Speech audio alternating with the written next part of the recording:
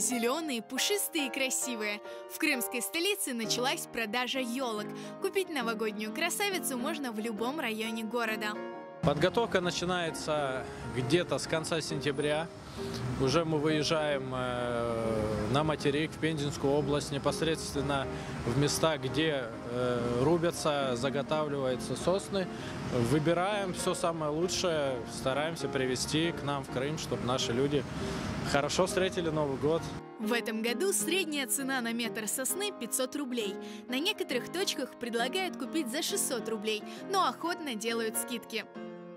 Вот эта елка получается 700 рублей, вот тот экземпляр крайний 900, и вот это вот будет 1500. Крымской сосны на базарах мало, поэтому и стоит она в 2 раза дороже. А ароматные ели появятся в продаже только после 20 декабря. Цена за метр составит 1200 рублей. Многим нравится крымская сосна, многим нравится ель. Самая ходовая — это сосна привозная, она в цене ниже, чем крымская сосна и ель, и за ней меньше ухода надо, она не так сыпется, как ель. За ель нужен уход, водичка нужна, чтобы была там, возле батареи нельзя ставить. Продавцы советуют при выборе дерева обратить внимание на его цвет и делятся секретами удачной покупки главного новогоднего атрибута.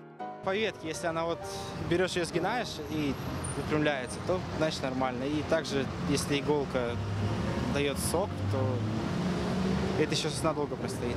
Планируют ли жители крымской столицы покупать домой зеленую красавицу? Планирую. Каждый год покупаю. Такая традиция в доме. Думала, будет по 1000.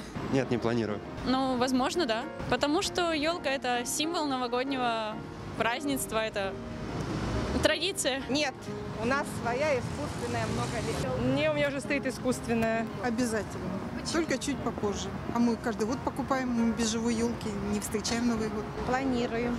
Потому что, это ж Новый год, как и Новый год без елки. Они в прошлом году тоже так же стоили. То есть каждый год одно и то же. Чуть, поближе к Новому году чуть вырастут, потом опять упадут. То есть 31 числа можно бесплатно их идти брать. Для меня кусается, потому что мне уже 87 лет. Какая мне елка? Мне уже палка нужна в руки. У меня внук, ему нужна елка, поэтому решил.